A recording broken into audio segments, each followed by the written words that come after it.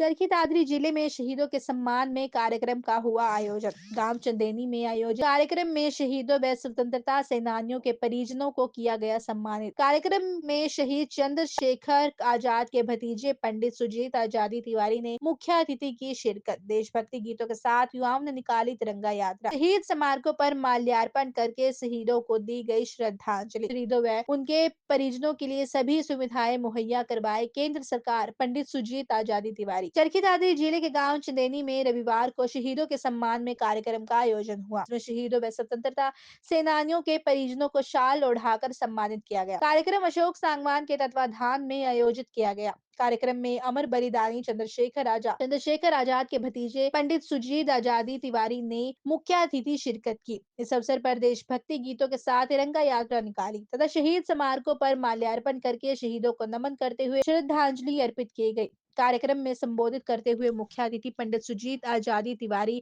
ने बताया कि देश को आजाद करवाने के लिए चंद्रशेखर आजाद जैसे अनेक क्रांतिकारी योद्धाओं ने अपनी कुर्बानी दी। उन्होंने कहा कि जब जब दुश्मनों ने हमारे देश पर हमला करने की कोशिश की, हमारे वीर जवानों ने डटकर मुकाबला करते हुए देश की रक्षा की। हमारे जवान देश की सीमाओं पर पहरा देते हैं, जिसकी वजह से हम स्वतंत्र जीवन जीते हैं। इसलिए हमें देश के वीर जवानों की शहादत को हमेशा याद रखना चाहिए। उन्होंने कहा कि वीर शहीदों का सम्मान बहुत जरूरी है। इस अवसर पर सुजीत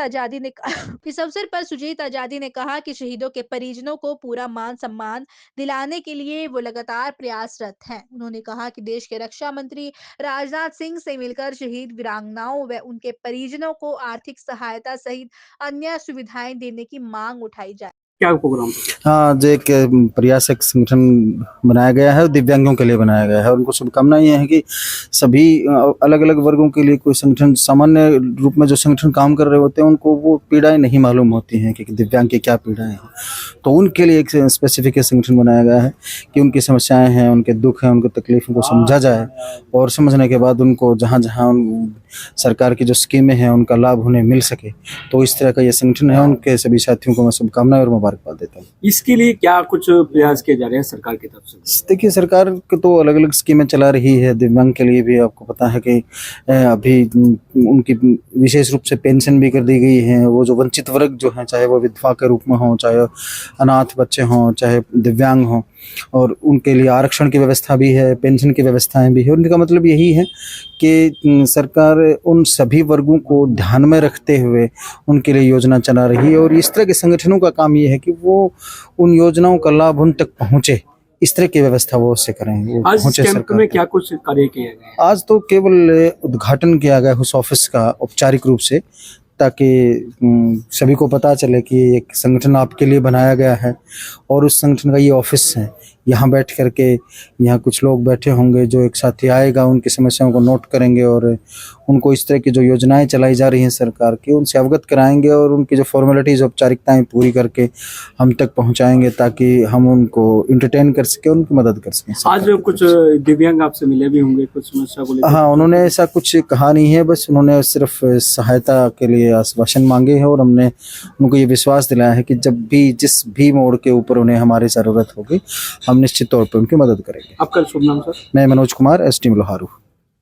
कैंप लगाया गया, कैसे, किसके द्वारा कैंप? ये हमारे एक प्रयास फाउंडेशन के तत्वाधान में हमारे राहुल जी, उषा जी और काफ़ी सभी जो अपने दिव्यांग एक फाउंडेशन बनाई गई है, जो दिव्यांगों के लिए पेंशन हो गया और स्कीम में है बीपीएल कार्ड हो गया, और कोई जो स्कीम बस पास हो गया, कोई साइकिल मिलनी, कोई स्कूटी मिलनी, उनके लिए प्रयास किया जाएगा।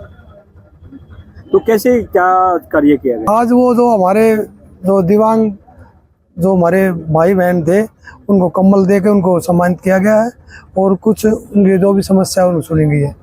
क्या क्या समस्या आपके पास आई है दिव्यांग? समस्या एक मेन तो समस्या ये है इनकी जो पेंशन में काफ़ी दिक्कतें आ रही है। एक तो 65% 60% का गैप है। एक किसी के भाई के 30% है, किसी का 35% है, किसी 40% है।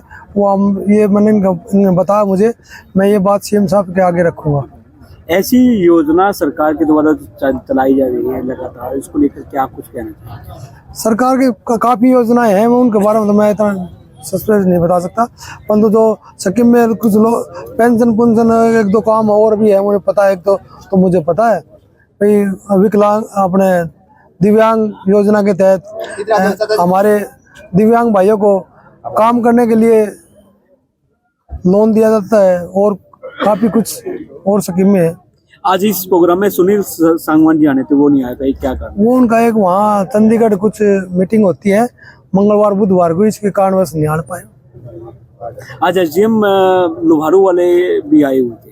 वो उनकी जो पर्सनल वो थी अपने उषा जी की, राहुल जी की, इन जो अपने दिव्यांग भाइयों की काफी मित्रता, उनके पुराने हुए साथी, इसलिए आए थे वो।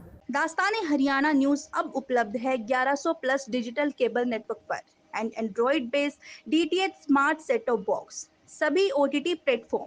24 लाइव देखिए हमारे सभी सोशल मीडिया पेजेस पर। अधिक जानकारी के लिए विजिट करें www.dastaneharyana.in पर।